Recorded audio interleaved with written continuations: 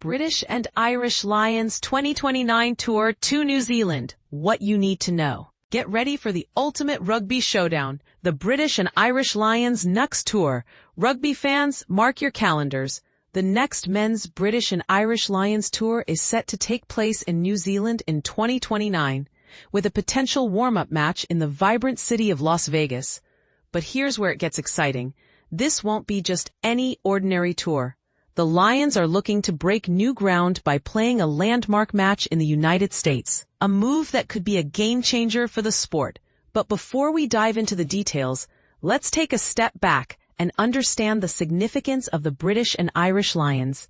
This iconic team has been touring since 1888, featuring the best players from England, Scotland, Wales, and Ireland. The men's tours have traditionally taken place in New Zealand, South Africa, and Australia on a 4-year rotation, with the last tour in 2017 ending in a thrilling 1-1 series draw against the All Blacks. Now, let's talk about the upcoming tour. The Lions will play pre-test fixtures on both the men's and women's tours, although the full schedules have not been finalized. Speaking of the women's tour, 2027 will mark a historic moment as the inaugural women's team visits New Zealand to play 3 test matches against the Black Ferns. But what about the potential warm-up match in Las Vegas? According to Lions chief executive Ben Cavally, the team is exploring options to play a match in the United States to break up the journey to New Zealand. This move could be a strategic one, as the 2031 and 2033 Rugby World Cups are set to take place in America. By building interest in rugby union in the run-up to these events, the Lions could be paving the way for a new era of rugby fandom in the States. And this is where things get really interesting. Could the Lions tour France in the future? The French Rugby Federation has been in talks with Lions officials about potential warm-up matches before the 2027 and 2029 tours. With the strength of French rugby on the rise, it's no wonder that the Lions are considering a series in France. As FFR Vice President Abdelatif Benazi put it, "I think we can build something for the long term. We start with this, but I don't want it to be just one shot."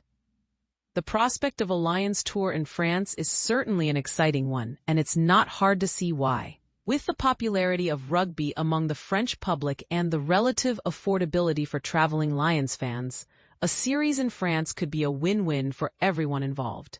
As Cavally said, "You can certainly understand why people will get excited about that sort of concept, a series in France. What's not to like about some of those wonderful clubs you could play against, and some of those wonderful venues in the summer as well?" So, what do you think? Should the Lions tour France in the future? Do you think a warm-up match in Las Vegas is a good idea? Let us know in the comments. We want to hear from you and spark a conversation about the future of rugby.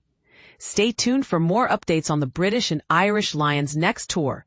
And don't forget to follow us for the latest news and analysis from the world of rugby. Why the British-Irish Lions should tour France next. Imagine a world where the British-Irish Lions break free from their predictable touring cycle and decide to shake up the rugby landscape by heading to France before New Zealand, pushing that tour back to 2033 instead. Sounds revolutionary, right? But here's where it gets controversial. Why do the Lions keep sticking to the same old destinations when their influence and brand could energize new rugby markets and inject fresh life into the sport? The British-Irish Lions are not just a team, they're an institution, the very embodiment of rugby excellence and tradition. Wherever they go, they're greeted with reverence, not only because of their storied history, but also because their tours stop the rugby world in its tracks. When the Lions come to town, everything else pauses. More importantly, their presence has often been a financial lifesaver for host unions. Take South Africa, for example. The 2009 and 2021 tours helped steady the finances of their rugby body during tough times. Recently, Rugby Australia found itself buoyed by the Lions' arrival, and New Zealand Rugby, facing its own struggles, is set to experience the same when the Lions visit in 4 years. But one has to wonder, why are the Lions seemingly bound to this traditional rota? Why can't they take ownership of their touring schedule instead of following a predictable pattern? Isn't it up to host unions themselves to manage their finances rather than relying on the Lions as a kind of philanthropic safety net? For too long, the Lions have functioned as a charitable entity rather than a commercial powerhouse. The Lions wield a globally recognized brand and attract a massive following. Yet their tour schedule appears rigid and outdated in today's dynamic rugby environment. Frankly, it's time for a change. The prospect of touring New Zealand in 2029 should be an open question, not a foregone conclusion backed by locked-in contracts. In the hushed discussion rings of Rugby Australia, there's genuine excitement about the idea of a Lions tour in France, the current epicenter of world rugby. Imagine stunning stadiums, zero jet lag for many fans, and far more cost-effective travel for the passionate sea of red supporters. It's an attractive vision.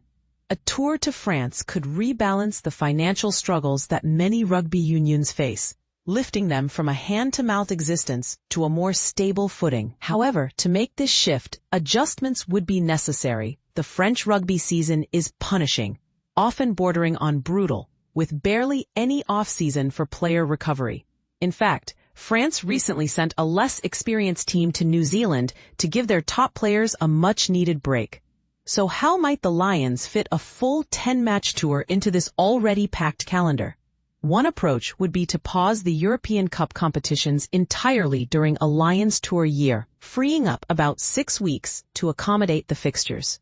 Additionally, it wouldn't be impossible to cancel other internationals outside the Six Nations during such a year. Visualize this: a 3-test series in France, augmented by high-profile matches against French club giants like Toulouse or Bordeaux-Bègles, packing stadiums to the brim. Why should a tour be restricted to one nation?